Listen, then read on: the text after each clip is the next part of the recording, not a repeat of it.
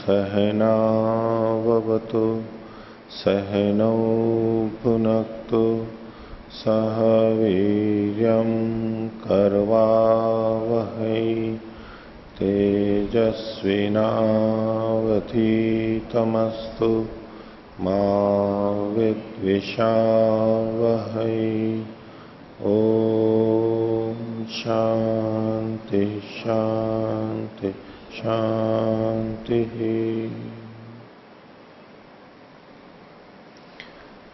मीमांसा दर्शन की 356वीं कक्षा।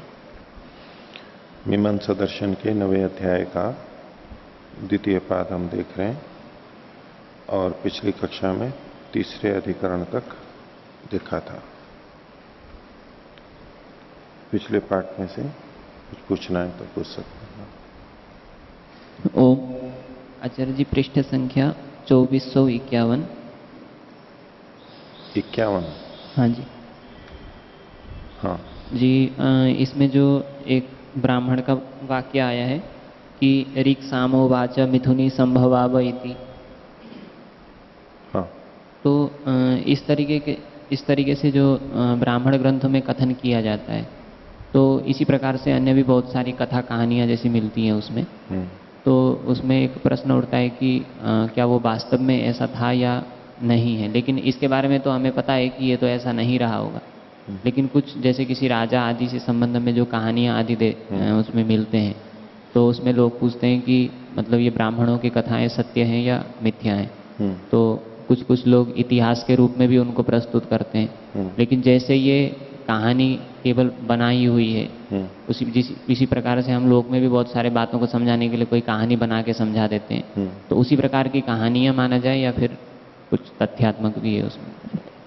कहानी तो यहाँ तो किसी का व्यक्ति का नाम तो लिया नहीं है। और जैसे पंचतंत्र की कहानियां हैं पशुओं को लेकर के, लेकिन कुछ संकेत देना चाह रहे हैं, कथा बना दी।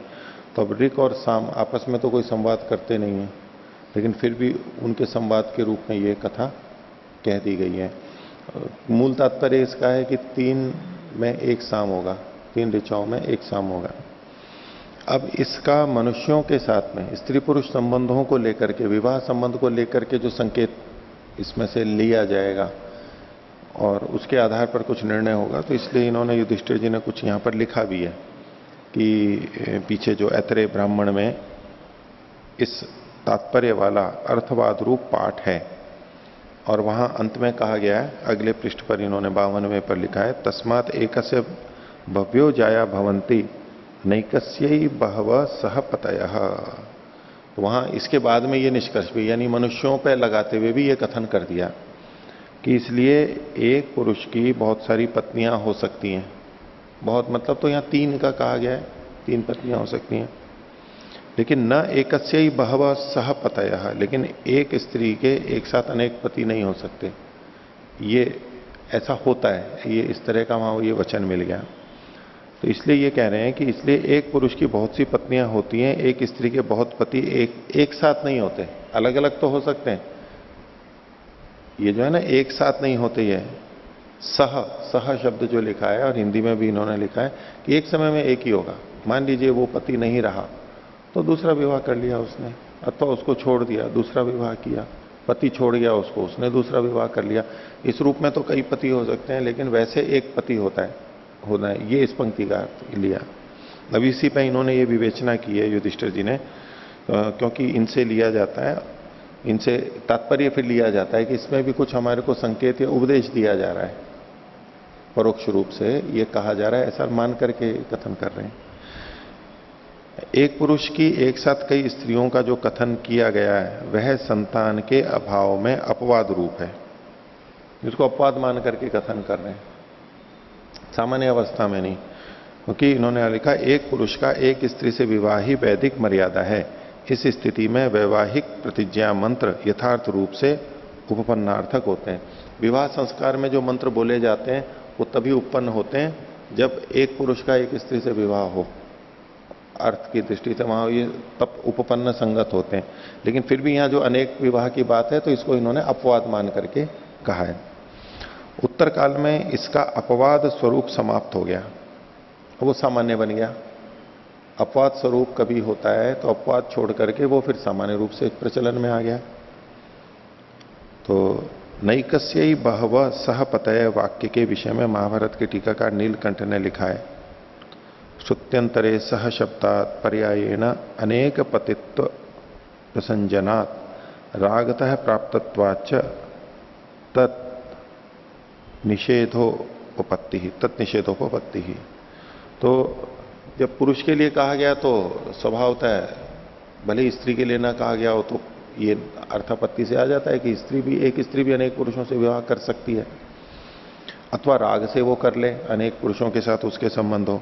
तो इसलिए यहां पर सह शब्दोपि रागतः प्राप्तानुवाद एवं न विदा, इसलिए यहां पर ये प्रतिषेध जो किया गया वो स्पष्टता के लिए ऐसे किया गया।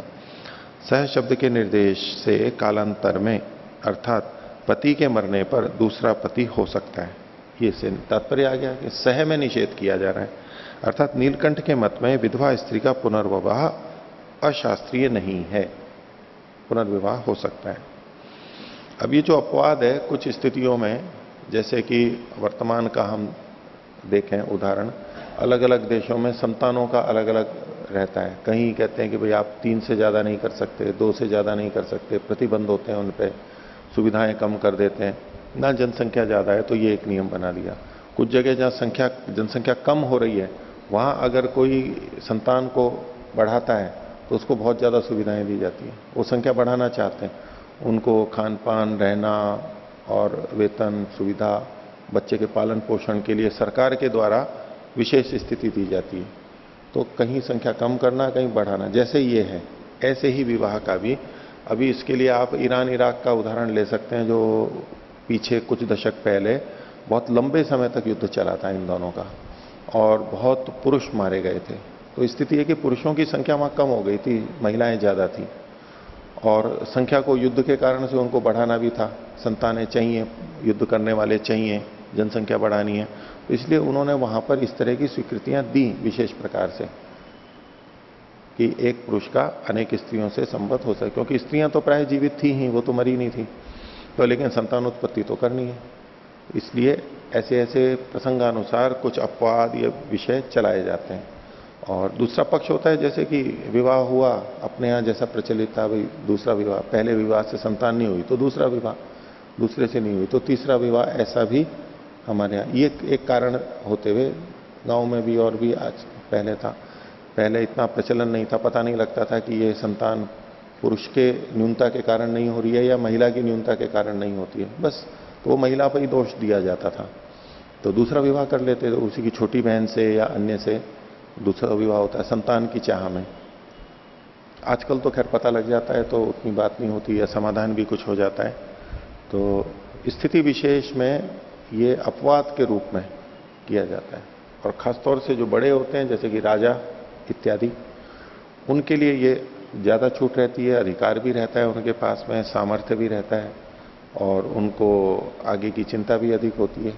इसलिए ऐसे लोगों में ये चीजें अपवाद रूप में देखी जाती है।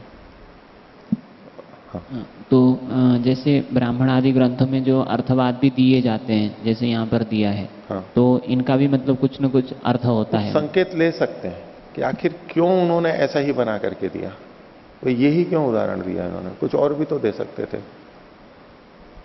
तो वो संकेत तो, क्योंकि जब व्यक्ति उदाहरण बनाता है, दृष्टांत देता है, तो उसके विचारधारा के अनुरूप ही वो चुने जाते हैं प्राय करके। और कई बार हम किसी बात को सीधे सीधे भले ही नहीं कहें, लेकिन हम जो दृष्टांत ले रहे हैं, उदाहरण ले रहे हैं, जो घटनाएं प्रस्तुत कर रहे हैं, वो उसको वैसी ही घटनाएं पकड़ में आती हैं, याद रहती हैं, उपस्थित होती हैं, स्मरण में आती हैं, जैसा उसका भाव होता है। तो कई बार सीधे सीधे ना कहते हुए भी जिस तरह की चीजें वो व्यक्ति बोल रहा होता है, उससे उसका संकेत आ जाता है, एक मनोभाव बनता ही है कि हम जिस मानसिक स्थिति में उस तरह की ही उदाहरण और चर्चाएं हम करने लग जाते हैं। तो उसके आधार पर तो ये जो जैसे इस तरह के उदाहरण जब प्रस्तुत किए गए, उसका मतलब है कि ये चर्चा विषय, ये भी समाज का एक प्रश्न है कि ये करना चाहिए नहीं करना चाहिए इत्यादि कुछ विषय चल रहा होगा, इनके भी मन में होगा या समाज में प्रचलन में होगा, इनको लोग पूछते होंगे। तो ये रचना में इस बात को समझाने के लिए, अब बात तो केवल साम और त्रिच की थी, उसको समझाने के लिए जो उदाहरण प्रस्तुत किया गया वो अपने विचारधारा के अनुरूप आ जाता है। जैसे मुक्ति वाला विषय स्वामी जी ने चला दिया, तो वो उठाया, जिन्होंने भी उठाया वो विषय चल पड़ा, तो उसी तरह का विचार था वो चल पड़ा। फिर राजीव जी का और इनका चल पड़ा है। हाँ हाँ, वो हृदय से होता है या मस्तिष्क से होता है, तो इन्होंने वो विषय चला दिया। वहां मान लो एक ने बात रखी, दूसरे के मन में भी आई, तो वो प्रश्नोत्तर चल पड़े उसमें, ये हो जाता है। इसी तरह से जो हम हास्य करते हैं, चुटकुले मजाक करते हैं, कोई ऐसी चीज, तो कैसे चुटकुले ला करके हम हास्य कर रहे हैं, उससे भी पता लगता है। वही चुटकुले तो बहुत तरह के हो सकते हैं।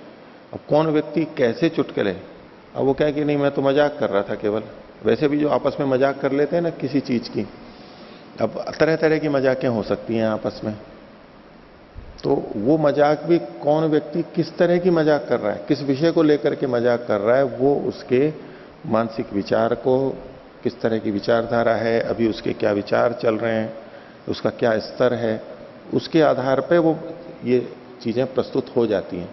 होती तो मजाक ही है। कोई पैसे को लेकर के मजाक करेगा, कोई मान सम्मान को लेकर के मजाक करेगा, कोई शरीर को लेकर के मजाक करेगा, और किसी बात को लेकर के मजाक करेगा। तो किस तरह के चुटकुले और मजाक हम प्रस्तुत कर रहे हैं, कोई स्त्री पुरुष को लेकर के मजाक करेगा, कोई जाति को लेकर के मजाक करेगा, कोई पति पत्नी को लेकर के मजाक करेगा, ऐसे चलते हैं ना बहुत सारे।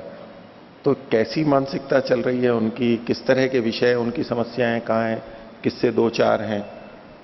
और हम करेंगे तो मान लो कोई ऐसे है तो भाई अध्ययन अध्यापन से संबंधित मजाक हो सकती है, शास्त्रों से संबंधित मजाक हो, कैसे कैसे वो उस बात का एक संकेत तो देते हैं, सीधे सीधे भले ही नहीं कह रहा हो वो व्यक्ति, लेकिन वो हमारी भावनाओं के प्रतिबिंब होते हैं। कैसी कविता रच रहा है, कविता तो बिल्कुल स्पष्ट है ही, उस मनोभाव में रहता है तभी तो वो उस तरह की कविताएं रच रहा है,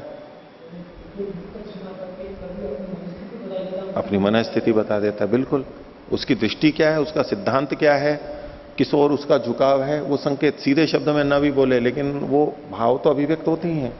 इसी तरह से कथा कहानियां, लेखक भी है, लेखकों पे भी ले लीजिए जो फिल्म बनाते हैं, नाटक बनाते हैं, कौन सा विषय चुनते हैं, कौन सा क्या कह रहे हैं, वहां तो एकदम स्पष्ट होता ही है कि भाई इसी को तो ये कहना चाह रहे हैं, इसी को तो प्रस्तुत करना चाह रहे हैं। लेकिन सामान्य व्यवहार में भी हम जिस तरह की बात को लेकर के मजाक, व्यंग या चर्चा करते हैं, भोजन को लेकर के हो गया और को लेकर हो गया, तो वो हमारे मनोभाव को बताता है। तो ये भी इस तरह के कथन हम उसमें एक सामान्य ये मनोविज्ञान को, मानव स्वभाव को देखते हुए हम उसका संकेत ले सकते हैं। ये इस तरह की स्वीकृति दे रहे हैं, स्पष्ट नहीं है, ना विधि है ना कुछ और स्पष्ट, लेकिन संकेत यह है कि इनकी दृष्टि में ये किया जा सकता है, ऐसा होता है, लोक में ऐसा होता है, या उसको बता रहे हैं या किया जा सकता है। अब जो इनसे कथाएं निकलती हैं लोक के अंदर, बहुत तरह की कथाएं, वो थोड़ा उसको वास्तविक रूप देते हुए कथाएं बन जाती हैं। वास्तव में कोई राजा उस नाम का कर लेंगे, कोई रानी कर लेंगे, कोई और कर लेंगे, वो घटनाओं को एक वास्तविक घटना जैसा भी प्रस्तुत कर दिया जाता है, अथवा जो वास्तविक व्यक्ति हुए हों उन पर इन घटनाओं को आरोपित कर दिया जाता है, उनके उसको उसी रूप में ढाल दिया जाता है, ये भी हो जाता है। और वास्तव में भी ऐसी वो भी हो सकता है। लेकिन हमारा निर्णय करना बड़ा मुश्किल होता है कि ये बिल्कुल सच्ची घटना है अथवा केवल अर्थवाद है, केवल प्रवाद मात्र है, वे ठीक है ऐसा चल रहा है किसी बात को समझाने के लिए ऐसा। अब आज के समय में भी आप देखो कि बहुत सारे हास्य व्यंग चलते हैं, चुटकुले, और किसी व्यक्ति विशेष को लेकर के चलते हैं, ठीक है, अब यो जैसे अब मान लो अकबर बीरबल का है, अब अकबर बीरबल भी वास्तव में अकबर हुआ बीरबल हुआ, अब उसको नाम को लेकर के जितने चल रहे हैं वो ऐसा तो कोई आवश्यक नहीं कि ये सबका सब वास्तव में उनके साथ में हुआ हो। इसी तरह से आजकल भी किसी का व्यंग का है, कोई राजनीति में है, कोई और है, उनको लेकर के आजकल फेसबुक पे, ट्विटर पे और इन सब पे जो सामाजिक आजकल चलते हैं, सोशल मीडिया जो चलता है माध्यम, उसमें कितने व्यंग और कितने घटनाएं लेकर के प्रचलित हैं, नाम लेकर के। एक बार ऐसा हुआ, एक बार वो वहां गया और उसने ये बोला और उसने ये किया, और उसके मजाक उड़ाने के लिए होता है वो, वास्तव में वैसा नहीं हुआ होता है सब जगह। कुछ सच्ची भी हो सकती हैं और कुछ झूठी भी होती हैं, लेकिन नाम लेकर के किया जाता है। वो व्यक्ति है जिसके बारे में है, वो घटना है, वो देश है, वो स्थान है, वो सब वास्तविक होते हैं, लेकिन लिखने वाला, कहने वाला उसको बना करके लिखता है। अब ठीक है, उसकी मानसिकता भी आ रही है, लेकिन इसको पूरा नहीं कह सकते कि वास्तव में ऐसा हुआ। ऐसा ही इसी मानसिकता में हम इन बहुत सारे ब्राह्मण ग्रंथों को अथवा तो भागवत आदि जो पुराण हैं उनमें जो कथाएं हैं उनको कर सकते हैं। लेकिन अधिकांश में ये मिलता है कि वेद में जो जो कुछ संकेत आए, मानो पुरुरवा उर्वशी का है इत्यादि जो कथाएं मिलती हैं, वो शून्यशेप है और बहुत तरह की कथाएं मिलती हैं, वो विस्तार से और बहुत रोचक ढंग से उधर वहां पर वर्णन की गई हैं। अब उसमें कितना सत्य है और क्या चीज कहने के लिए कही गई है, वो फिर हम अपने अपनी दृष्टि से देखते हैं। कई जने उसके अन्य अर्थ ले लेते हैं, कथा के और दूसरे बातें, उसमें असंभव बातें भी कही गई होती हैं। तो या तो हम उसको पूरे को हटाएं, या तो हमारे को पता है कि मूल में से ये लिया गया और बस केवल इतनी सी बात को कहने के लिए है, बाकी चीजें तो कुछ और ही है। वो घटना भले ही नहीं हुई हो।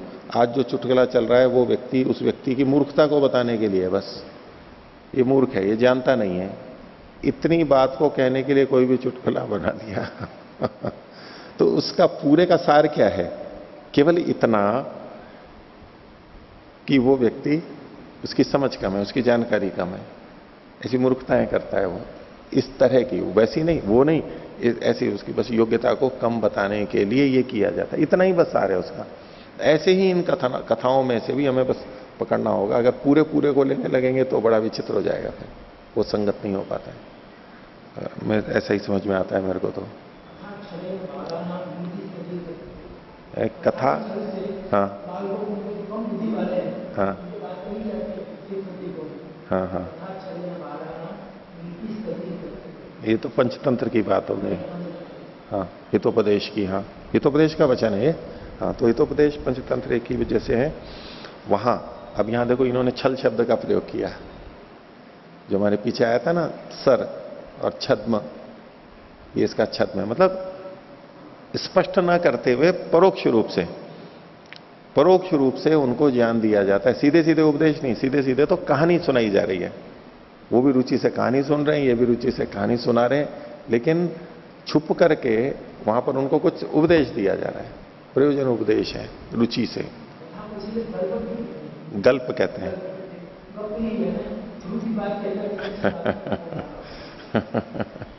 गल्प, अच्छा, ये तो गल्प मतलब गप मान करके कहते हैं। वैसे तो गल्प बोलने में, सामान्य बोलने में भी आता है गल्प, है? जल्प नहीं, जल्प अलग चीज हो गई। अच्छा, हाँ, जल्पी मतलब मिथ्या कथा है जो कहते हैं। अच्छा, ठीक है, जल्प तो वहां निंदा अर्थ में है, निंदा अर्थ में है। अच्छा, ठीक है, ऐसा प्रयोग किया होगा, ऐसा होता होगा। न्याय दर्शन में जो जल्प है वो एक विशेष अर्थ में, ठीक है, लोक में ऐसा होगा। नहीं तो वितंडा करते हैं, ये भी बोलते ही हैं कि भाई ये तो बड़ा वितंडा है, वो अलग ही अर्थ में कर रहे हैं। और यूं तो तर्क भी बोले बड़ा तर्क कर रहा है, तो बोले बड़ा कुतर्की है, उसको कुतर्क नाम से बोलते हैं। उसको समझ में नहीं आता कि क्या कह रहा है, तो वो कह देता है कि कुतर्क कर रहा है बस।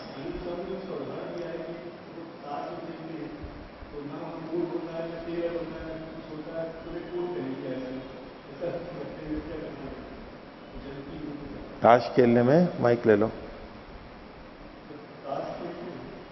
ताश खेल उसमें कहते हैं हमने इसको कोट पहना दिया। कोट पहना दिया? हाँ। अच्छा, ऐसा कुछ होता है उसमें। अच्छा, वो कोट कर देते हैं। कोट कर देते हैं। हाँ हाँ तो हाँ, वो हाँ, कहते हैं ना मतलब वास्तव में कोई कोट नहीं कपड़ा पहनाते। होता है ना कोई टेबल होता है, वो तो कोट हाँ। कहाँ से आ जाएगा। तो बोले ये जलती होते हैं ये इस तरह से कथाएं करते हैं। वो एक डॉक्टर की और उसकी इंजीनियर बनाने की कथा भी उन्होंने की है। पत्नी कहती है मैं इंजीनियर बनाऊंगी, वो कहता है मैं डॉक्टर बनाऊंगा। बच्चा तो पैदा हुआ ही नहीं था अभी। वो उसको भी जलती है। उसको भी जल्प नाम से नबी से झगड़ रहे हैं, अभी तो बच्चा पैदा ही नहीं हुआ। और उन्होंने कहा कि भाई चलो आप झगड़ रहे हो तो अच्छा चलो बच्चे से तो पूछ लेते हैं, चलो समाधान करने स्वामी जी गए तो बोले अच्छा आप लोग तो झगड़ो, पहले बच्चे को पूछ लेते हैं कि बच्चे की भी क्या इच्छा है, उसके आधार पर नहीं। बोले जी अभी तो बच्चा पैदा ही नहीं हुआ है। अभी ताश का भी है, पहले तो जैसे ताश में भी बड़ी रुचि होती है लोगों को, बहुत अच्छा लगता है, बहुत समय अच्छा कटता है उनका खाली समय में। अभी भी कह जैसे किसी को ताश खेलते हुए देखो तो यूं लगता नहीं कि इनको मजा किस बात का आ रहा है इसमें। क्या हार जीत हो रही है, खूब जोश भी आ रहा है, उदासी भी आ रही है, पत्ते को फेंक करके मार रहे हैं और प्रतिस्पर्धा भी हो रही है एक दूसरे को कि देख ले इस बार देखूंगा, अगली बार देखूंगा, बदला चुकाना। और पूरे जो इतने हाव भाव उसके अंदर बनते हैं, जबकि है कुछ भी नहीं वहां पर। जो पैसे से खेलते हैं, जुआ खेलते हैं, वो तो चलो फिर भी पैसा एक बीच में जुड़ जाता है, लेकिन जहां पैसा भी नहीं होता है दर्शकों को भी आता है। तो वो उनके मनोभावों को देख देख करके भी तो खुश होते हैं। देखो अब इसमें क्या भाव आ गया, ये कितना उछल रहा है, कितना हो रहा है, और इसमें ऐसा खुश हो रहा है, इसका मतलब है। वो अनुमान वाली बात भी तो बहुत चलती है ना, आनंद देती है। जैसे क्रिकेट में संभावना में कि ऐसा होगा, शायद ऐसा हो जाए, ऐसा हो जाए, उसी में ही व्यक्ति बड़ा आनंद लेता रहता है। भाई ये खुश हो रहा है, ये कुछ इस पत्ते को जरूर कुछ ना कुछ होगा, अब क्या होगा बस इसमें वो अपना दिमाग लगा रहता है, मस्तिष्क सक्रिय रहता है, तो उसको अच्छा लगता है। देखो लेकिन लोगों को आनंद आ रहा है उसके अंदर खेलते में। इसी तरह और बहुत सारी चीजें होती हैं जिसमें इतना आनंद लेते हैं लोग बाग, समय बिताते हैं इतना, लेकिन यूं देखने लगो तो ये किस बात का आनंद है, यूं ही फालतू, उल्टा यूं लगता है कि तो समय जा रहा है। क्यों स्वामी जी? नहीं, कैसा लगता है उनको, किस बात का आनंद आ रहा होता है ताश खेलने में?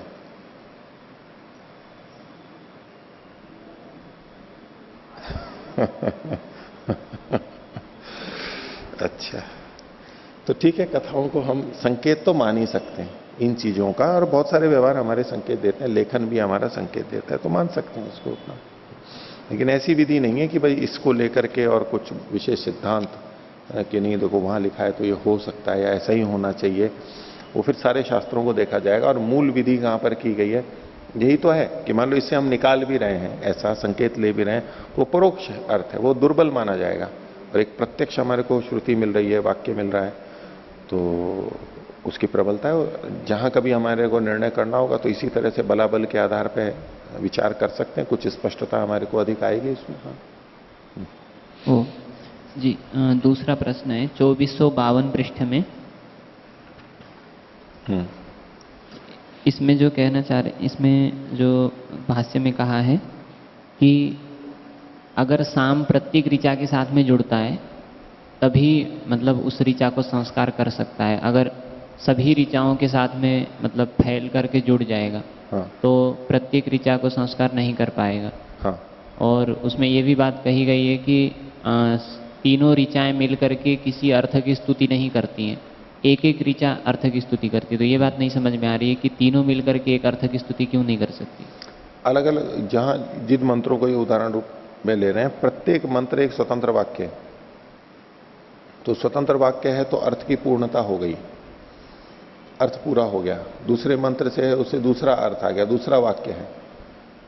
तो अगर हम इन तीन मंत्रों को तीन वाक्य मान रहे हैं, अलग अलग मंत्रों को अलग अलग वाक्य मान रहे हैं, तो अलग अलग अर्थ तो हो गया ना उनका, क्योंकि वाक्य का भेद है, इसका मतलब है अर्थ का भी भेद है। आपस में संगत हो सकते हैं, वाक्य की वाक्यता हो सकती है, लेकिन वो अपने आप में स्वतंत्र हैं। यदि आधा आधा वाक्य हो तब तो फिर भी कोई संभावना कर सकता है कि भाई नहीं, ये दो मंत्र या तीन मंत्र मिलकर के एक वाक्य की रचना कर रहे हैं, उस आधार पर कोई कह सकता है कि तीनों में मिलके या दो में मिलकर के साम को पूरा किया जाए, ऐसा बात बन सकती है। तो लेकिन ये कह रहे हैं वो तो है ही नहीं यहां पर। और उधर दूसरा पक्ष तो पहले बोल ही दिया है कि साम, वो तो स्पष्ट है ना कि साम जब पूरा का पूरा एक मंत्र में आरंभ और समाप्त होवे तब वो मंत्र संस्कारित होगा। फैला देंगे तो साम का एक अवयव उस मंत्र में आया है और अवयव पूरा साम कहलाता नहीं है, तो उतनी त्रुटि रह जाएगी और वो पूरा संस्कार नहीं माना जाएगा। साम से मंत्र को संस्कारित करना है तो पूरे साम से मंत्र को संस्कारित करना है, ये बात आएगी, आधे अधूरे से नहीं होगा। और फैला देंगे, तीन में एक करेंगे तो वो तो अधूरा रह ही जाएगा, वहां पर टुकड़ा ही आएगा।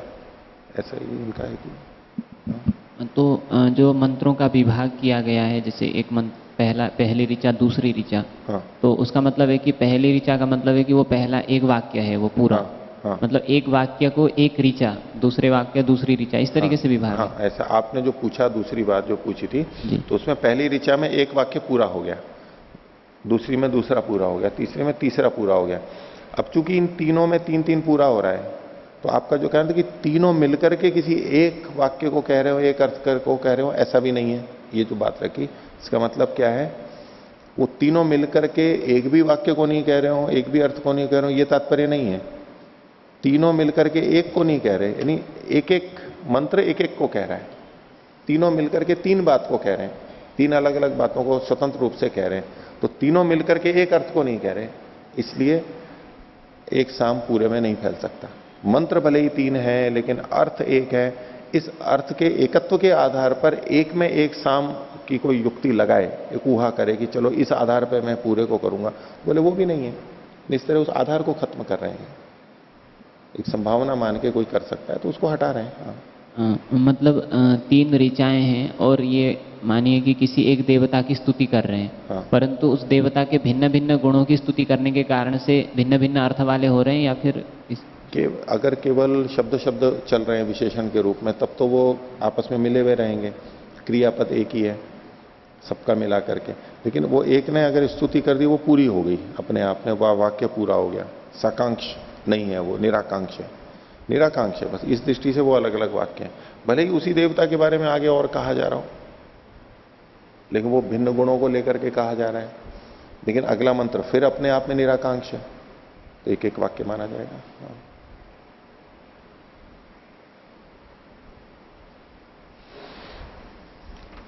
इसमें कल जो हमने तीसरा अधिकरण देखा था, और एक साम कैसे तीन ऋचाओं में गाया जाता है, और मूल ऋक जो होती है योनि ऋक बोलते हैं, कारणभूत जो आधारभूत एक होती है, और फिर बाद में तीन कैसे बनाई जाती है, दो होते हैं, दो से तीन कैसे बनाते हैं, क्योंकि एकम साम त्रिचे क्रियते, तो तीन तो बनानी पड़ेगी वहां पर। अगर दो ही मंत्र हैं तो दो से तीन कैसे बनाते हैं, इत्यादि जो प्रक्रिया है उसको यहाँ युधिष्ठिर जी ने लिखा है। आप लोगों ने ये विवरण पढ़ लिया था क्या? 2455, 56, 57, 58, तो इस प्रक्रिया को थोड़ा सा देख लेते हैं। तो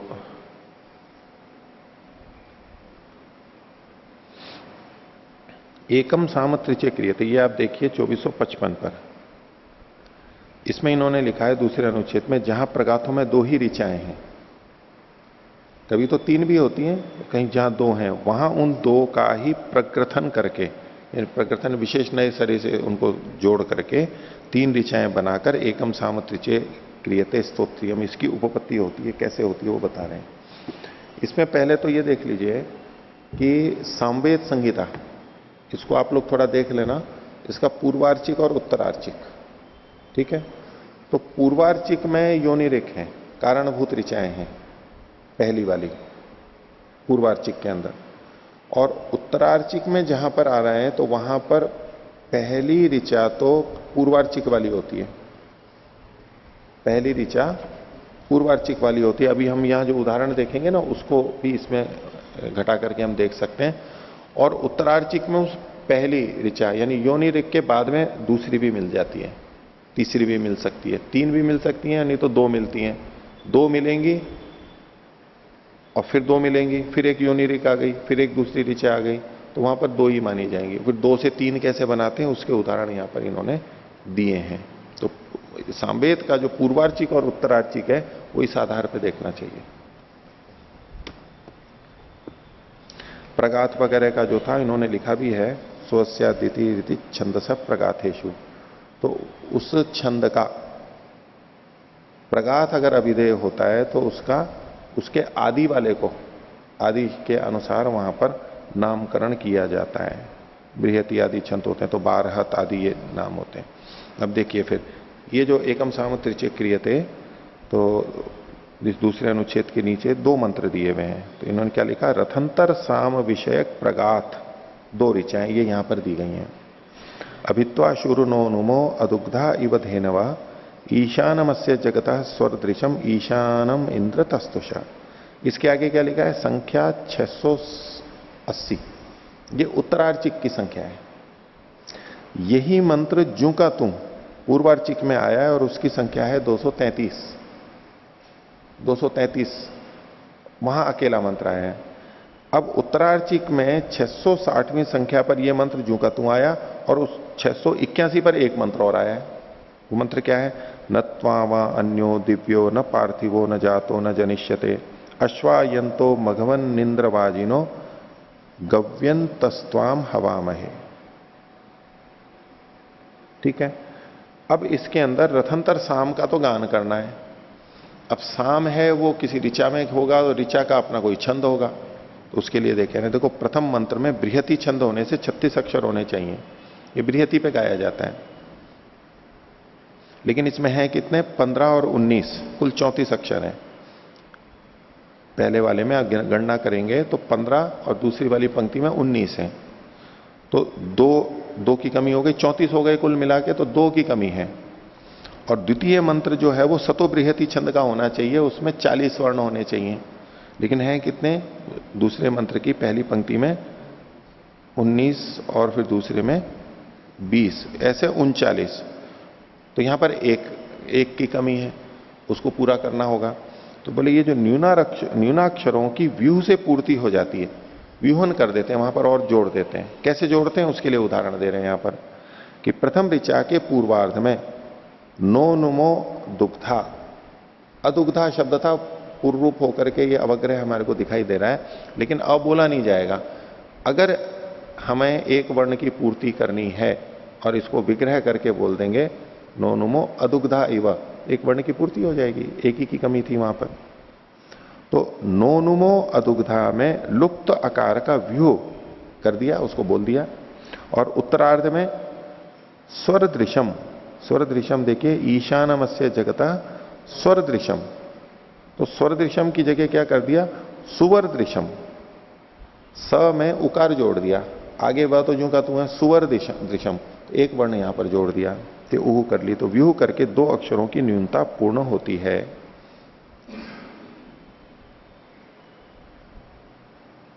और दूसरा मंत्र जो है उसके पूर्वार्ध में 1 अक्षर की न्यूनता है। दूसरा अक्षर, दूसरी पंक्ति तो 20 है ही, पहली 19 है, तो उसकी न्यूनता क्या है वहां पर, न त्वावा, तो त्वावा में भी ऐसे कर लिया तुवावा, वह आगे था ही तो त से उ जोड़ दिया, तुवावा, ऐसा करके एक वर्ण पूरा कर दिया। ऐसे पूर्ति कर दी जाती है।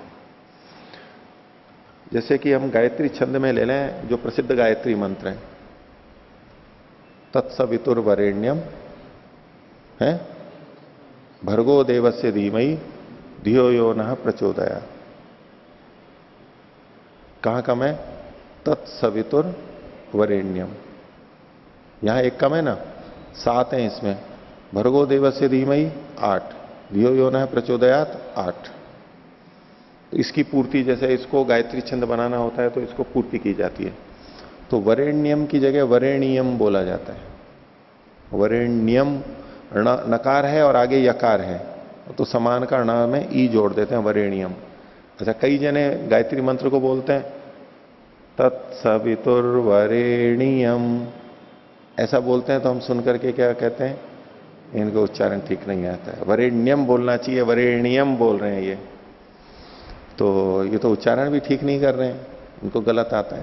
तो वो अशुद्धि तो बोल रहे हैं, उनको ये नहीं पता कि हम कैसे कर रहे हैं, लेकिन एक वर्ण की पूर्ति के लिए ये किया जाता है। मैं जब कानपुर में पढ़ रहा था तो उस समय एक बार हम लोग नारनौल या कहाँ गए थे, या महेंद्रगढ़ कहीं किसी कार्य से गए थे, तो वहाँ कार्यक्रम चल रहा था, उत्सव चल रहा था और यज्ञ चल रहा था। हम गए तो वहां पर वो आहुति चल रही थी, तो पुरोहित जी वो बोल रहे थे और वो वरेण्यम भर्गो देवस्य धीमहि, और प्रसिद्ध थे वो, और भी प्रवचन आदि भी करते थे। तो खैर हम तो थोड़ी देर बैठे, फिर आए तो मैंने आचार्य जी से, मैंने चर्चा हुई तो उत्सव और ये सब हुई, तो मैंने कहा जी वो ऐसे बोल रहे थे वरेण्यम। तो उन्होंने, हालांकि तो अशुद्धि ही थी वो, उनको उस ढंग से तो बोल नहीं रहे, पर उन्होंने एक बात रखी उस समय कि ये पूर्ति के लिए भी बोला जाता है। इसी बात को उन्होंने कहा कि एक वर्ण चूंकि कम है तो तत्सवितुर वरेण्यम भर्गो देवस्य धीमहि, तो 8-8 करके 24 यहां पर पूर्ति हो जाती है। ऐसा कुछ जगहों पे और ऐसे प्रयोग किए जाते हैं। हाँ आचार्य जी, युधिष्ठिर मीमांसक जी ने ही वैदिक छंदो मीमांसा में इसी व्यूह के विषय में लिखते हुए एक बात लिखी है कि व्यूह केवल अक्षर की पूर्ति की, मतलब गणना को पूरा करने के लिए ही होता है, लेकिन उसका उच्चारण नहीं किया जाता, ऐसे बोल के लिखा है। लेकिन यहाँ पर उच्चारण भी दिखा रहे हैं। ये तो उच्चारण तो होगा। अब ये वर्ण की पूर्ति और हमारे साम को लेकर के चर्चा कर रहे हैं, जब साम गान से जुड़ा हुआ है। अब जैसे गीत में एक शब्द एक वर्ण अगर कोई छोड़ देवे तो उसके धुन में अंतर आ जाएगा ना, गान में अंतर आ जाएगा ना।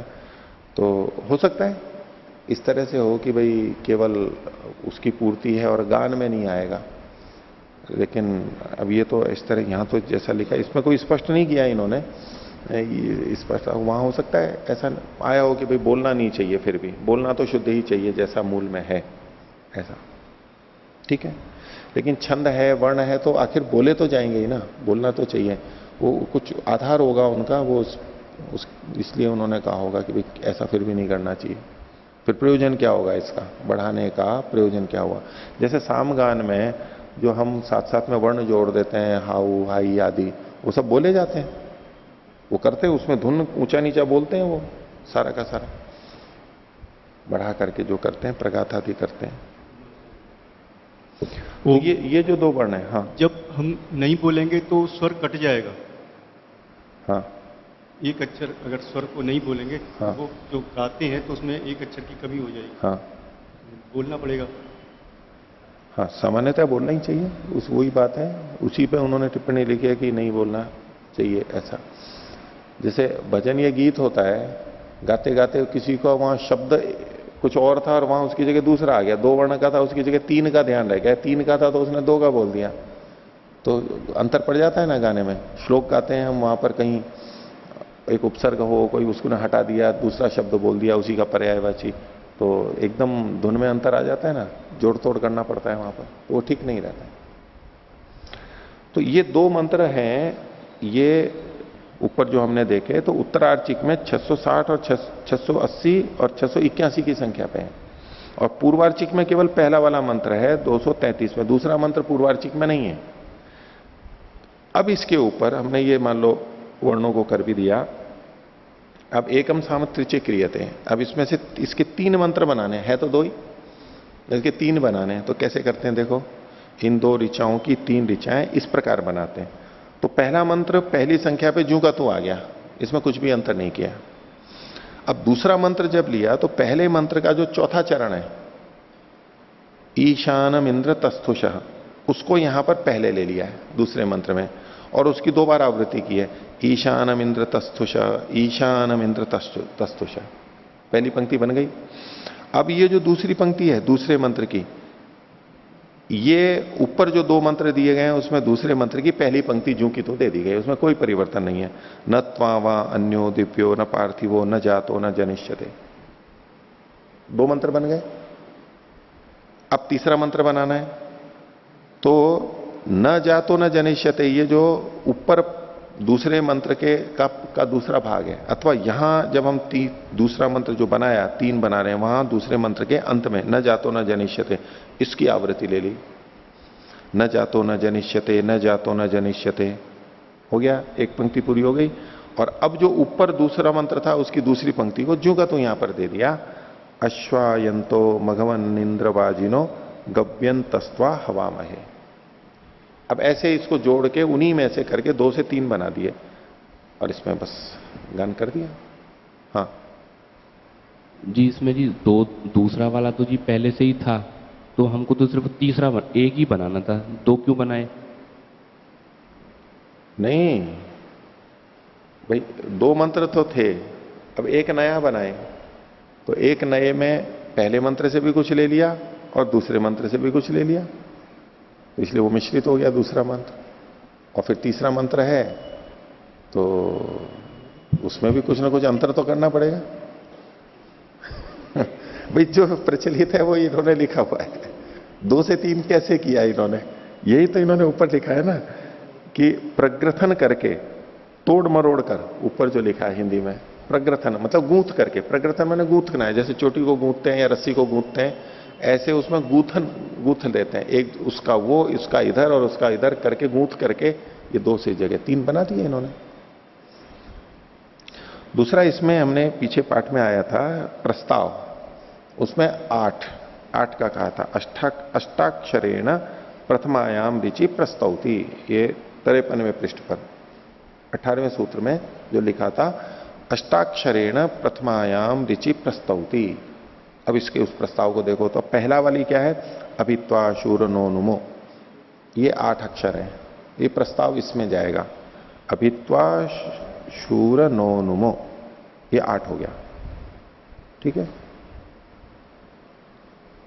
ये पहले मंत्र में प्रस्ताव कर दिया। फिर वहां क्या कहा था, द्व्यक्षरेण उत्तरयो हो, बाद के 2 मंत्रों में, बाद की 2 ऋचाओं में 2 अक्षर से प्रस्ताव होगा। तो देखिए दूसरा मंत्र क्या है, ईशानम इंद्र तस्तुत, इसमें ईशा, ये 2 वर्ण आ गए, इससे प्रस्ताव करेंगे। और तीसरे मंत्र में न जातो, इसमें न जा, बस इससे प्रस्ताव करेंगे। प्रथम 2 से, पहले वाले में 8 से किया, दूसरे में 2 से, तीसरे में 2 से, ऐसे इसको प्रस्ताव के रूप में लेंगे।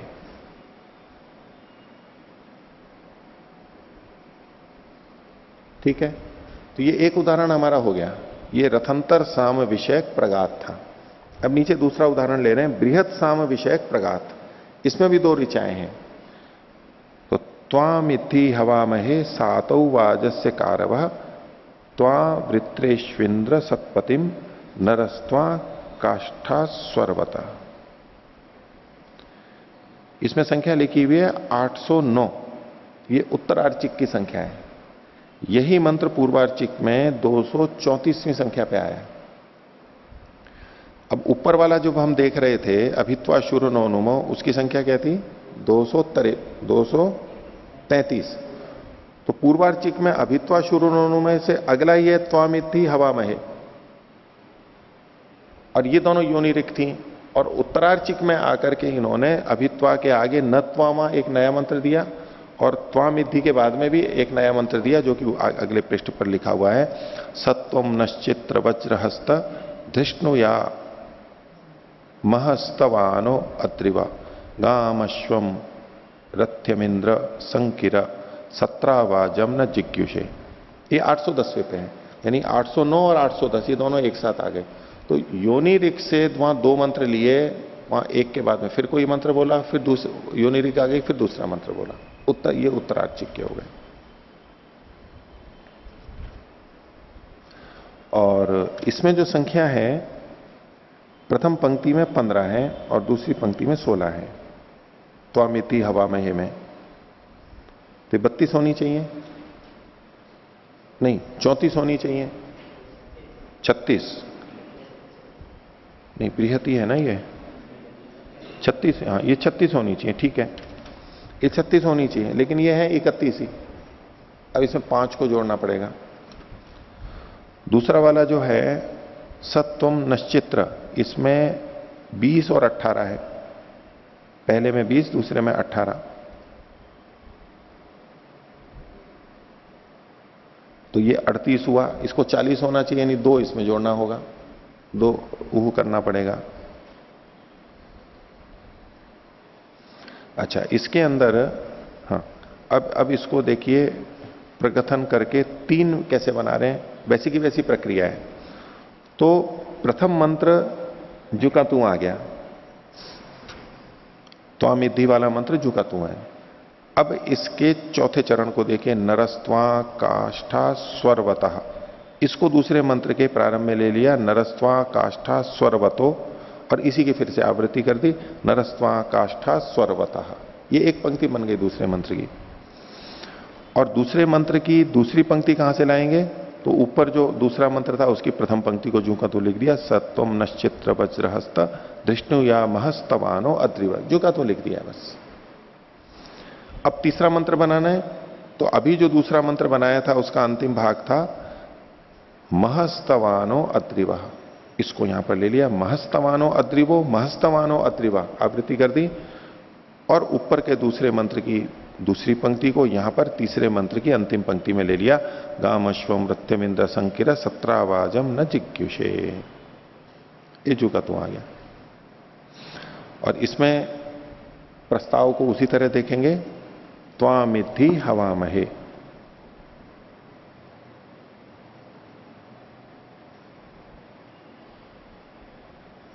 तो इसमें हवामहे 4, त्वामिद्धि 7 ही हुए हैं, तो 7 तक ले लेंगे। शुरू में 8 को लेना है तो ये यहां तक ले लेंगे। और दूसरे मंत्र में नरस्त्वा है तो नर नर ये आ जाएगा, और तीसरे में मह ये आ जाएगा, ये प्रस्ताव कहलाएगा। ये 2-2 वाला हो गया।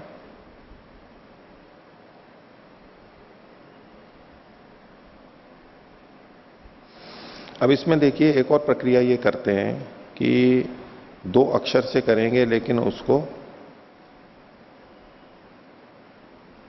अब इन्होंने लिखा है, अब ये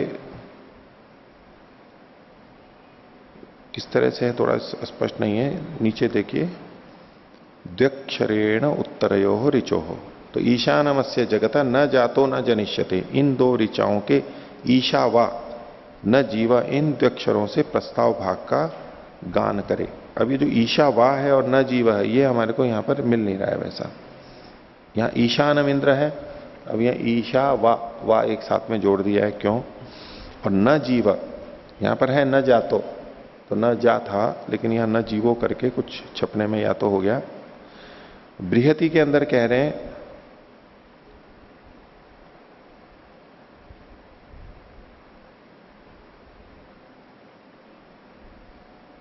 त्वामिद्धि में जैसे है ना त्वाम, तो इसको देखो इन्होंने क्या बृहति में औ हाई तुआ में, तो औ और हाई ये तो साथ में जोड़ दिया।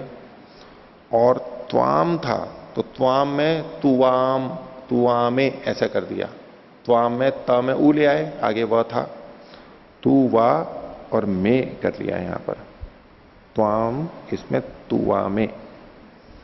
इसी तरह से दूसरा देखिए, महा था महस्तवानो, तो इसमें क्या औहाई महाए, तो ये औहाई ये जोड़ दिया महाए।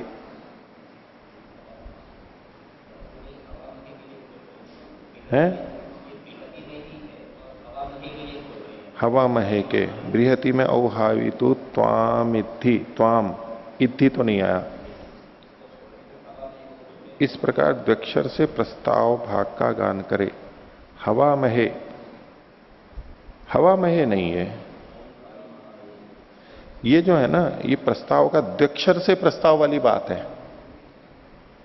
त्वामिद्धि हवा महे सा, ये तो 8 अक्षर वाला हो गया। द्व्यक्षर वाला जो हमारे को देखना है, तो मुझे तो ये समझ में आ रहा है कि तीसरा वाला जो महा है उसको ये ले रहे हैं। औहाई तो वैसा ही है जैसे ऊपर कहा था, औहाई त्वा में तुआ में, औहाई तो वैसे ही जोड़ दिया इन्होंने। और मह जो था उसको इन्होंने महाए ऐसा कर दिया, मह इसको।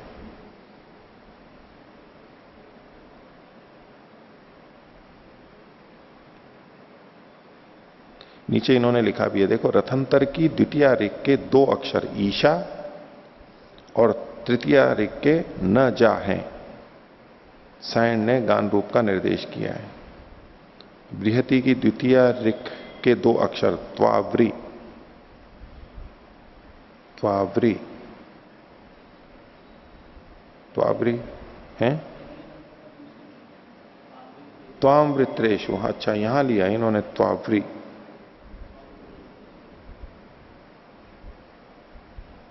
त्वावृ, लेकिन ये द्वितीय ऋग का नहीं है फिर ये। हाँ, ये कुछ लिखने में और उसमें कुछ गलत हो गया। और तृतीय ऋग के 2 अक्षर हैं मह, ये तो क्या ठीक है ही, मह, महस्तवानो। तो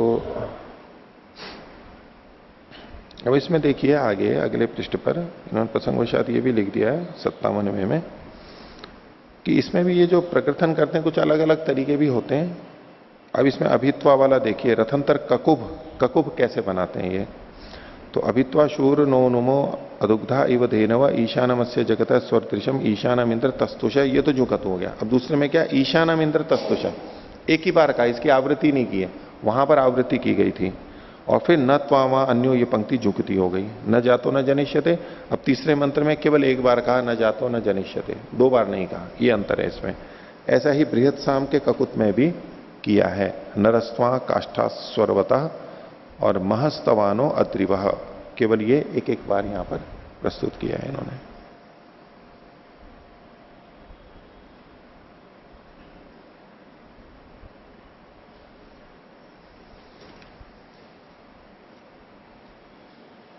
ठीक है,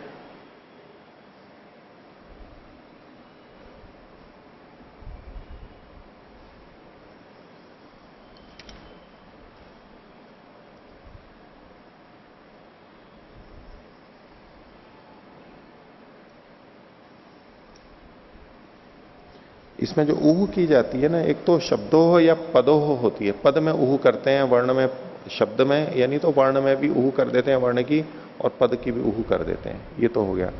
और फिर गान में भी ऊह होती है, उसको गानोह या तो सामोह कहते हैं, साम में ऊह कर देते हैं, गान में ऊह कर देते हैं। तो वर्ण में कर देते हैं, वर्ण का ऊह करते हैं, और पद का कर देते हैं, और गान में भी ऊह करते हैं। वो केवल गान के निमित्तक होता है, अलग अलग प्रयोजनों से ये कर देते हैं।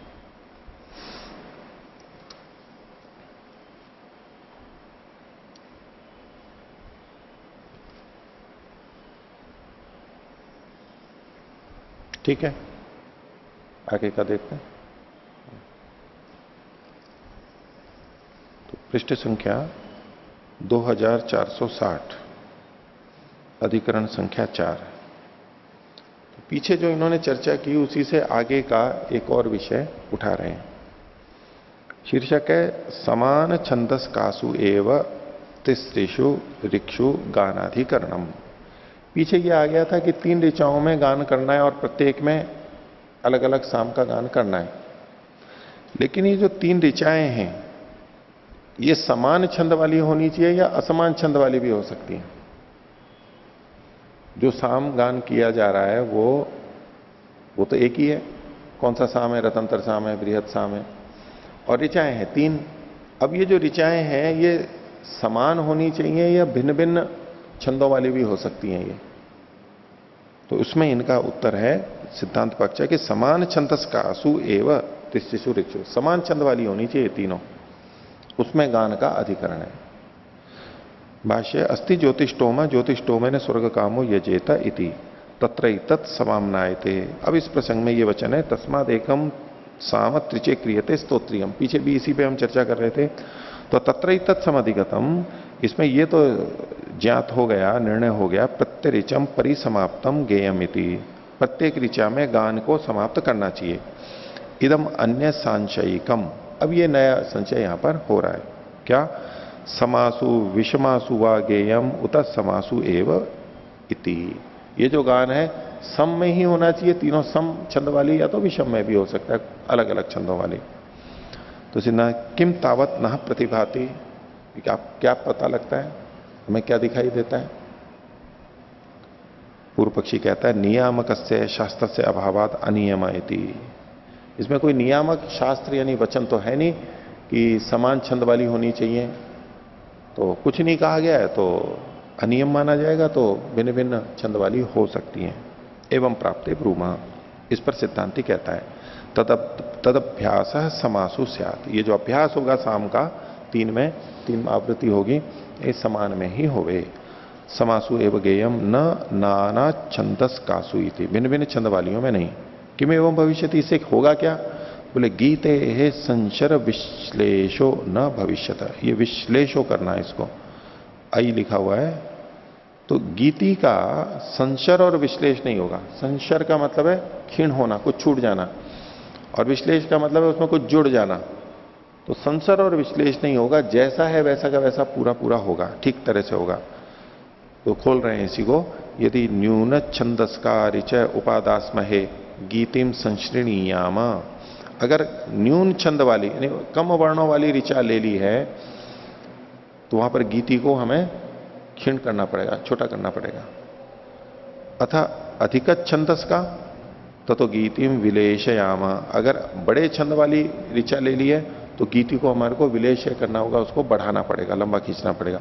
उभय था च आर्षम बाधे मही, दोनों ही को करते हुए हम आर्ष को यानी ऋषि या प्रमाण को बाधित करेंगे, हम वैसा का वैसा नहीं करेंगे, कुछ परिवर्तन कर दिया। समासु तु उपाधि मानासु न किंचित दुष्यति, और समान लेंगे तो कोई दोष नहीं आता है। तस्मात समासु गानम कर्तव्यमिति, समान में करना चाहिए। अपीच, और कह रहे हैं त्रिशब्दोच्चार, अन्य युक्ति दे रहे हैं, सिद्ध तो कर दिया आपने ढंग से सूत्रार्थ के, फिर और कह रहे हैं त्रिशब्दोपचार समासु युक्तो भवति। ये जो तीन शब्द पढ़ा गया है, त्रिचे त्रिची, तो ये जो शब्द पढ़ा गया है त्रिचे क्रियते, तस्मात एकम सामत त्रिचे क्रियते, तो ये जो तीन संख्या है ये जब ऋचाएं समान होंगी तभी संगत लगता है। तीन संख्या का जब हमने प्रयोग किया तो वो समान ही लगनी चाहिए, वो उसमें अधिक संगत है। त्रिशब्दोपचार समासु युक्तो भवति समाने ही कस्मिश्चित आश्रीयमाणे संख्या व्यवहारो भवति, कि जब हम संख्या का व्यवहार करते हैं तो उनमें कुछ समानता होनी चाहिए। उस दृष्टि से ये ले रहे हैं, ये छंद की समानता को भी मान करके चल रहे हैं। तो वैसे हम संख्या का जहां भी प्रयोग करते हैं एक समूह के लिए, उनमें कुछ ना कुछ समानता होगी। पूरी समानता हो ये तो कोई आवश्यक नहीं होता है, लेकिन कुछ ना कुछ समानता होगी। जैसे कि हम कह सकते हैं कि तीन व्यक्ति आए, तो व्यक्ति ये समानता होगी। अब वो स्त्री या पुरुष है ये कहना कठिन है, लेकिन व्यक्ति के रूप में तो समानता देख ही रहे हैं। और यूं कहेंगे कि तीन पुरुष आए हैं या तीन महिलाएं आई हैं तो उनमें पुरुषत्व और स्त्रीत्व ये कुछ समानता होगी। वस्तुओं के रूप में कहें, फल का नाम लें हम किसी भी फल का कि ये 5 हैं, वो एक ही फल होंगे। अथवा अलग अलग फल होते हुए भी कई जने लेते हैं ना, भी 5 फल चढ़ाने हैं हमारे को, 10 फल चढ़ाने हैं, तो वो अलग अलग फलों को लेते हैं। अब वहां जो संख्या हम देंगे तो वो फल के रूप में समानत्व वहां पर देखा जाएगा, भले ही अलग अलग तरह के फल हों। और 5 चीजें भेंट करनी है तो 5 में एक फल हुआ, कोई कपड़ा हुआ, कोई संची का, ये ऐसे करके अलग अलग चीजें भी कभी कोई प्रस्तुत कर सकता है। तो फिर उसमें जो देने वाली चीजें हैं वो सब कुछ ना कुछ समानता वहां पर अवश्य देखी जाएगी। जब जब हम संख्या को लेते हैं तो उसमें किसी न किसी समानता को लेकर के ये कथन बनता है। तो सामान्य रूप से तो ठीक है, लेकिन यहां इन्होंने इसका प्रयोग ऐसे किया है कि छंद भी समान ही होना चाहिए, तब ये यहां पर त्रिचे क्रियते आएगा, ऐसा आधार मान के इन्होंने कथन किया है। त्रिशब्दोपचार समासु युक्तो भविष्यति।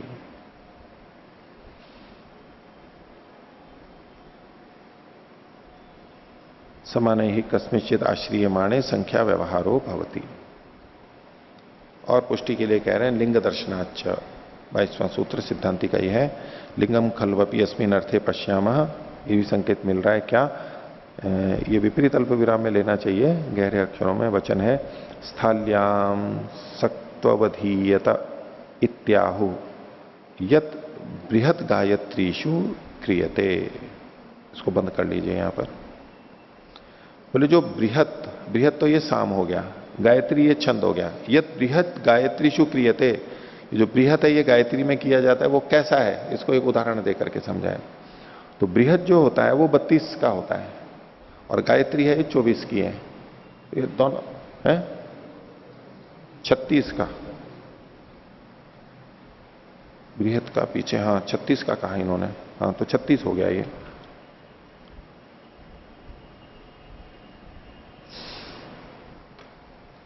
तो इसमें न्यूना दिखता है, तो इसलिए यूं कह रहे हैं स्थाल्याम सक्तु अवधीयते, स्थाली में सत्तू को रखा जाता है।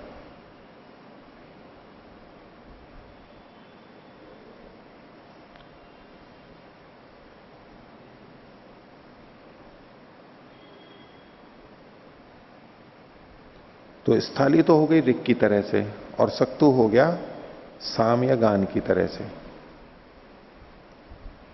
तो जैसे मंत्र में ऋक में साम किया जाता है, ऐसे स्थाली में सक्तु रखा जाता है इत्याहु। तो यत बृहत गायत्रीषु क्रियते, तो सामान्यतया क्या सत्तू थाली में नहीं रखा जाता है, थाली में क्योंकि वो सूखी चीज है, उड़ने वाली है, तो वो किसी डब्बे वब्बे में रखा जाता है। थाली तो छोटी होती है भाई, जितना पात्र है डब्बा है और उसमें हमने सत्तू भरा तो कितना आएगा, बराबर ही भरते हैं, फिर ढक्कन बंद कर देते हैं उसका, ये ढक देते हैं उसको। लेकिन थाली में अगर सत्तू भरते हैं तो कैसे भरा जाता है, उसमें ऊपर ढेर आ जाता है। थाली में सत्तू भरेंगे तो आप यूं भरते हैं बिल्कुल बराबर उतना ही भरते हैं क्या, थाली में जब रखते हैं तो ये थाली में रख के हम लेके जाते हैं, करते हैं ऐसी चीजें, गेहूं वगैरह कोई रखते हैं तो वो हम ऐसे रखते हैं, वो ऊपर बीच में चला जाता है, वो जो कि उसकी सीमा से ज्यादा चला जाता है। पानी के लिए तो ठीक है कि पानी भी थाली में भी भरेंगे या गिलास में भरेंगे वो तो आएगा तो बराबर ही, वो तो जा ही नहीं सकता। लेकिन सूखी चीजें जो है तगारी वगैरह में वो ऊपर तक चली जाती हैं, जबकि डब्बे में रखोगे तो जितनी है उतनी ही रहेगी, उससे ज्यादा नहीं जाएगी। तो ये उस तरह से हो गया, ये उस उदाहरण देना चाहते हैं, ये ज्यादा हो गया इसके अंदर। हाँ आचार्य जी, ये जो स्थाली शब्द है, एक बार आचार्य प्रचिता जी ने बताया था कि ये जो स्थाली शब्द है, थाल जिसमें हम भोजन करते हैं, पतीले के लिए भी आता है। हाँ, पतीले के लिए आता है। हाँ। और जिसपे भोजन करते हैं उसके लिए उन्होंने कहा था स्थालम बोला जाता है, स्थालम बोला नपुंसक में। चलो और उसको ले लो, जिसमें पकाते हैं उस वाले पात्र को हाँ, स्थाली उसको बोलते हैं स्थाली। लेकिन मैं इस उदाहरण को घटाने के लिए मैं उस तरह से देखा, तो अगर वो भी अगर लेते हैं तो जैसे कि हम आटा भर के दें या सत्तू भर के दें, तो पतीले में जब देते हैं ना तो यूं ऊपर तक भर के देते हैं, वो भी ऊपर चला जाता है। ये कहना ये चाहते हैं, मूल बात यह है कि यहां पर जो स्थाली है वो छोटी है और सत्तू ज्यादा है, उसके परिमाण से ज्यादा है, वो तो ज्यादा है तो वो ऊपर आ जाता है, वो उड़ेगा गिरेगा जो भी है, भले ही हम दबा के करें लेकिन वो ऊपर आता है। उस तरह से ये कहना चाहते हैं यहां पर।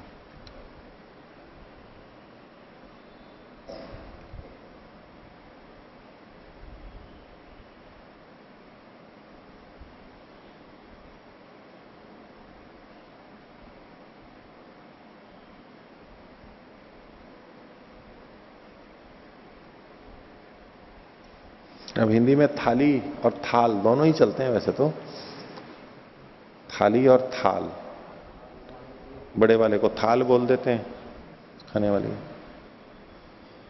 थाली बोल देते हैं।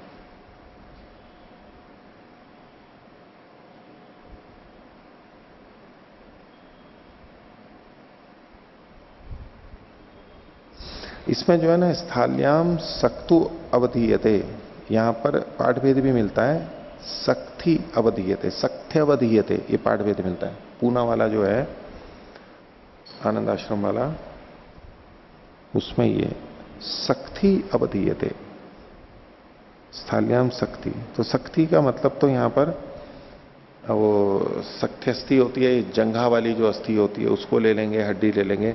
और गाड़ी का लट्ठा कोई होता है उसको भी सक्ति कहते होंगे। जैसे हमारे शरीर में पैर की ये हड्डी सबसे बड़ी और मजबूत अच्छी मानी जाती है ना, ऐसे गाड़ी में भी जो सबसे बड़ी लकड़ी होती होगी मोटा, उसको भी सक्ति नाम से, लट्ठे को उसको भी सक्ति नाम के कहते हैं। तो उस उदाहरण को देना चाहें तो ऐसे है कि इस थाली में, जो इस थाली में ये आ नहीं सकती है तो बहुत लंबा चौड़ा है, बड़ी है, तो वो जैसे रख दिया हो, वो भी उदाहरण हो सकता है इसका। अभी तो यहां तो सत्तू मान करके हमने किया है, नीचे भी इन्होंने ऐसा ही किया है।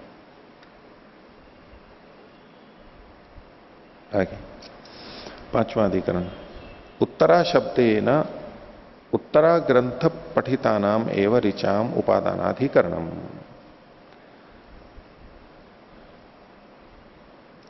इसी प्रसंग में एक उत्तर शब्द आता है। उत्तर मतलब वैसे तो बाद वाला होता है।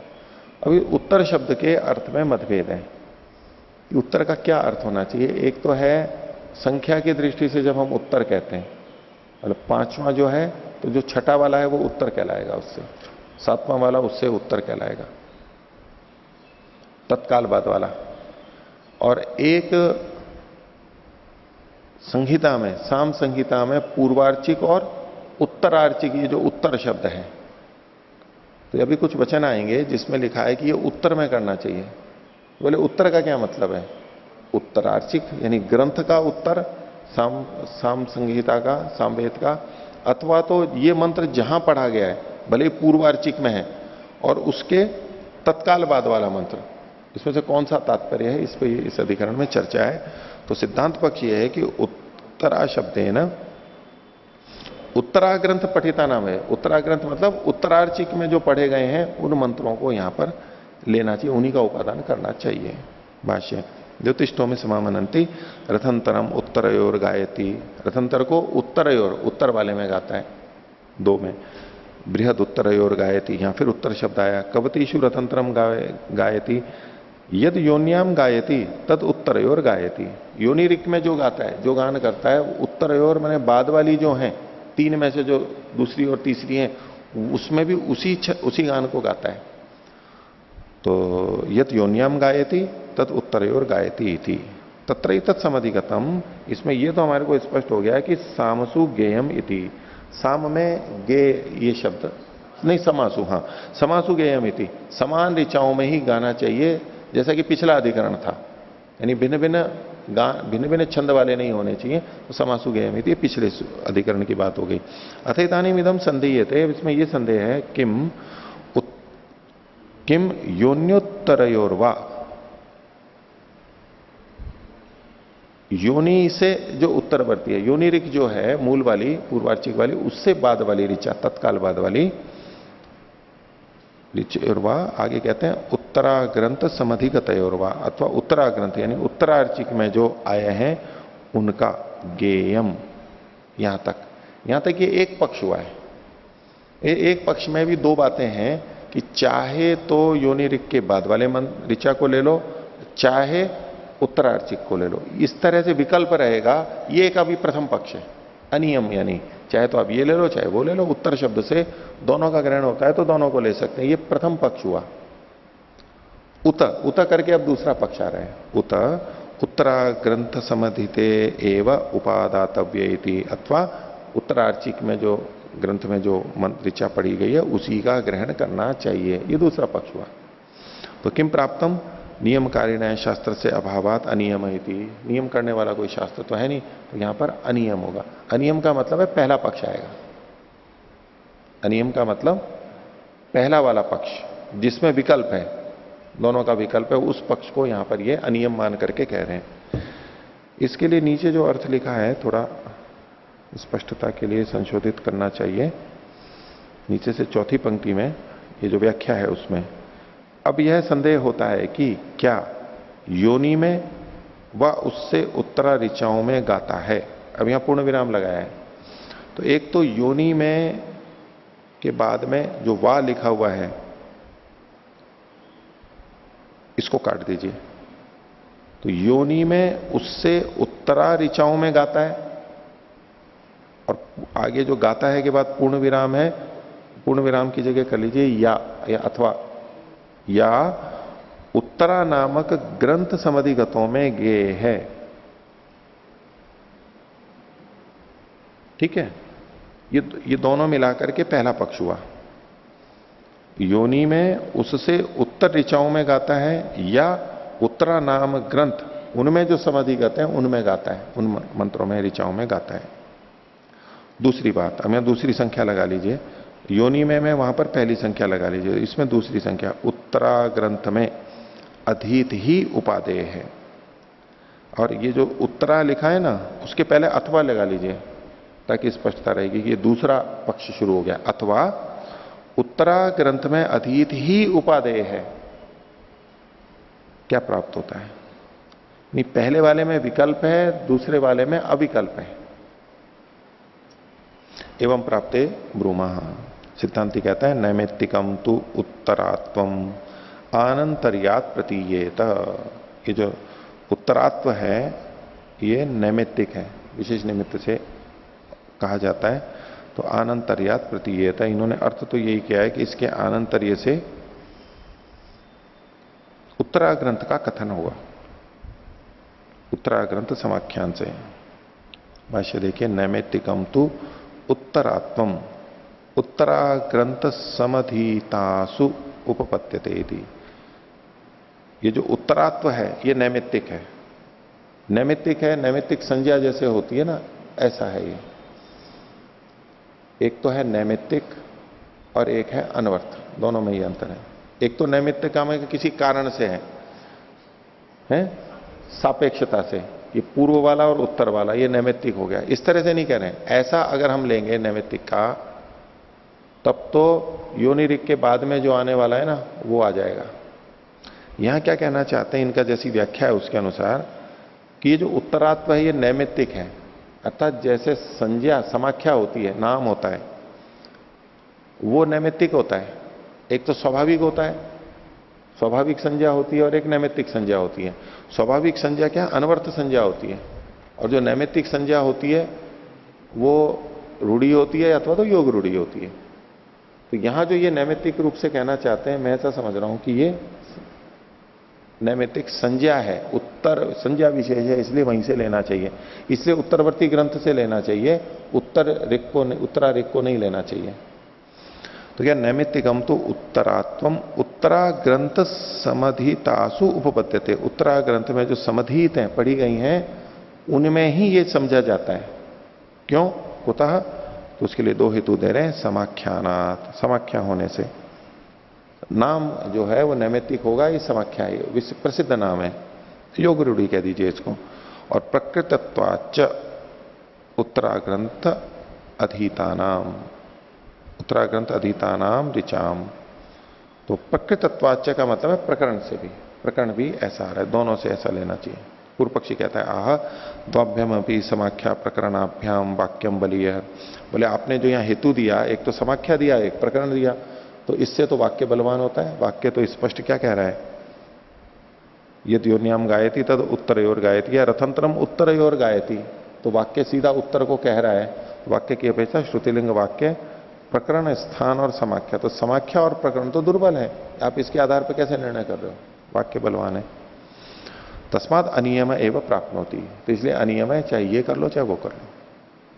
इस पर सिद्धांत कह रहा है त्रोच्यते सर्वे ही संबंधी शब्दा पदांतरम अनपेक्षमाणा न किंचित अपि अर्थम आहु, कंचित अपि, हाँ, न कंचित अपि अर्थम आहु। तो जितने ही संबंधी शब्द हैं, संबंधित शब्द हैं, वो पदांतर की अपेक्षा किए बिना कुछ भी अर्थ को नहीं कहते, किसी भी अर्थ को नहीं कहते, यानी पदांतर की अपेक्षा रखते हुए ही किसी अर्थ को कहते हैं। तस्माद अपेक्षितम पदांतरम, इसलिए यहां पर भी पदांतर अपेक्षित है। तत्प्रकृतम सन्निहितम वा, तो या तो वो प्रकृत होना चाहिए, प्रकृत का मतलब है पीछे से आ रहा हुआ होना चाहिए, और सन्निहित होना चाहिए मतलब वहीं पर ही पढ़ा गया होना चाहिए। संबंधी शब्द या तो पीछे से आना चाहिए या तो उसी वाक्य में वहीं आसपास में पड़ा हुआ होना चाहिए। तो प्रकृतम सन्निहितम वा, दोनों में से कुछ भी होना चाहिए। इतर्था अपरिपूर्णार्थम वाक्यम अनभिधेया अनभिधायकम एव कस्यचित अर्थस्य स्यात्। तो नहीं तो इतर्था क्या, अपरिपूर्णार्थम वाक्यम, वाक्य का अर्थ तो पूर्ण होगा ही नहीं, अपरिपूर्ण अर्थ वाला ये वाक्य होगा तो वो अनभिधायक होगा, किसी विशेष उसको कहने वाला नहीं होगा। क्यों, किसी भी अर्थ को कहने वाला नहीं कहला सकता, वो अधूरा होगा। तो संज्ञा ग्रहणे पुनर् न पदांतरम अपेक्षते, लेकिन यहां पर संज्ञा का जब ग्रहण करते हैं, उत्तरा मतलब जो संज्ञा का ग्रहण करते हैं, तो वो पदांतर की अपेक्षा नहीं करती है। पूर्व पक्षी ने जो उत्तरा का एक मतलब था कि बाद में, बाद वाला, तो बाद वाला जब ये कहेंगे तो वो तो सापेक्ष ही होगा, पूर्ववर्ती कोई होगा उसके बाद में होगा, तब तो सापेक्ष कथन होगा, क्योंकि ये संबंधी शब्द है उत्तरा, बाद वाले अर्थ में जब लेंगे तो। लेकिन उत्तरा शब्द जब समाख्या आएगा, संज्ञा आएगा, अब ये संबंधी शब्द नहीं है, नाम पढ़ा हुआ है, उस नाम से सीधा उसी ग्रंथ का बोध हो जाएगा, इसको दूसरे पद की अपेक्षा नहीं है। तो संज्ञा ग्रहणे पुनर् न पदांतरम अपेक्षते श्रुत्या एवं परिपूर्णार्थो गृह्यते। तो यहां पर श्रुति से ही अर्थ आ रहा है। पूर्व पक्षी ने कहा था आप समाख्या लोगे, हेतु जो दिया था ना समाख्यानाथ, उसको वो समाख्या मान रहा है, श्रुतिलिंग वाक्य प्रकरण स्थान समाख्या वाला समाख्या मान रहा है। पर सिद्धांति कह रहा है कि ठीक है समाख्या तो ले रहे हैं, लेकिन समाख्या से यहां पर श्रुत्यर्थ आ रहा है, जो वहां पर कहा गया है वही, पदांतर की अपेक्षा नहीं कर रहे हैं, इसलिए ये बलवान है। तो श्रुत्या एवं परिपूर्णार्थो गृह्यते तस्मात् न संबंधी शब्दों अध्यवसानीय। तो इसमें संबंधी शब्द का अध्यवसाय निश्चय नहीं करने की कोई बात नहीं, या तो अध्याहार नहीं करें या वहां भी कोई जोड़ने की जरूरत नहीं है। उत्तरा संज्ञैवोपादातव्या इति, उत्तरा संज्ञैवो संज्ञा एवं उपादातव्या इति, बस उत्तर संज्ञा का सीधा सीधा ग्रहण कर लेंगे। नहीं संज्ञासु गृह्यमाणासु पदांतरांतर्यम अपेक्षितव्यम भवति। तो जब संज्ञा का ग्रहण करते हैं तो पदांतर आनंतर्यम, पदांतर रूप आनंतर्य की अपेक्षा नहीं की जाती कि पास में कोई और शब्द होगा उस रूप में आनंतर्य होना चाहिए, इसकी अपेक्षा नहीं की जाती। हाँ आचार्य जी, ये भाष्य की नीचे से तीसरी पंक्ति जो है, हाँ, श्रुत्यैव परिपूर्णार्थो गृह्यते, तो यहाँ पर ये जो श्रुति है, इसको ये जो रथंतरम उत्तरयोर गायति, इसी को ही कहना चाह रहे हैं, उत्तर जो शब्द है, हाँ, इसी से श्रुति को ले रहे हैं। हाँ हाँ जी, रथंतरम उत्तरयोर गायति, तब ये उत्तरयो में एक तो हम कहें कि जो मंत्र पहला था योनि ऋक् थी, उसके बाद के दो मंत्र लेने, अब ये तो सापेक्ष हो गया है। अगर ऐसा अर्थ करेंगे तो हमारे को सापेक्ष लेना पड़ेगा, और अपने आप में श्रुति से नहीं आ रहा है, पदांतर की अपेक्षा है। और उत्तर का मतलब संज्ञा अगर ले लिया, यानी उत्तरार्चिक सामवेद का, तो अब उसको अपेक्षा नहीं, वो तो संज्ञा में रूढ़ में चला गया, योग रूढ़ी बन गया है वो, अब उसको अपेक्षा नहीं है, वो सीधे उसको बताएगा, सीधे अर्थ को बता देगा।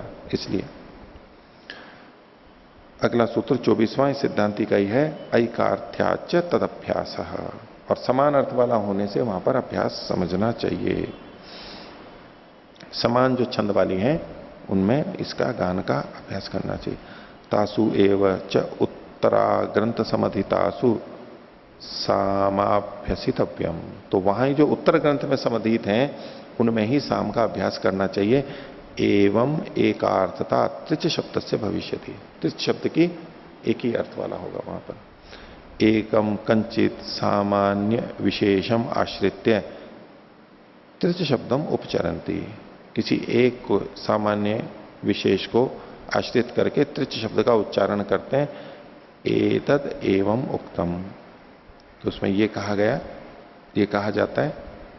उक्तम के बाद में पूर्ण विराम है, इसकी आवश्यकता नहीं है, आगे जोड़ के करिए। क्या कहा जाता है? यद विशेषे कस्मिश्चित संख्या भवती, यत, इसमें एतद एवं उक्तम, इससे क्या कहा गया कि कस्मिश्चित विशेषे संख्या भवती, संख्या जो होती है वो किसी विशेष में होती है, किसी विशेष में होती है। वो कुछ विशेषों को एक जैसों को वहां पर किए, आपस में तो साम्य है, लेकिन औरों से कुछ विशेष करने के लिए वहां पर संख्या कही जाती है। ये 5, ये 10। इतरता ही सर्वत्र सर्व संख्या भवेयु, ये संख्या जो है कुछ विशेष के लिए ही कथन इंगित करते हुए करते हैं ना, ये संख्या है तो मतलब 5, वो 5, उसी को केंद्रित कर दिया। अगर सामान्य रूप से देखेंगे तो इतरता ही सर्वत्र सर्व संख्या भवेयु, फिर तो सभी जगह कोई भी संख्या हो जाए अगर वैसे ही करेंगे तो। तथा ही समव्यवहारा भाव स्यात्, और ऐसा करने पे हमारा जो अच्छी प्रकार का व्यवहार है उसका अभाव होगा, बाधा आएगी। तस्मात् समान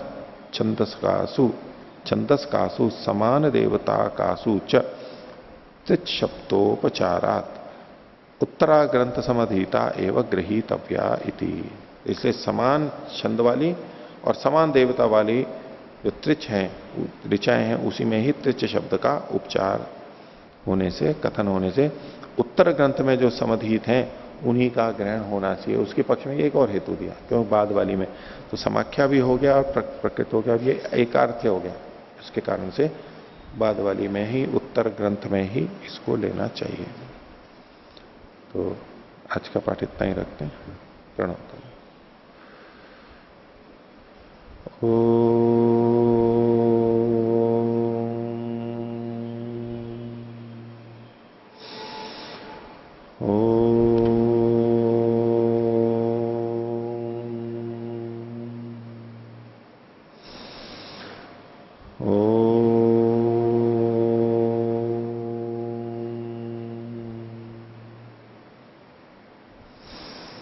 सभी को सादर अभिवादन। ओम शांति।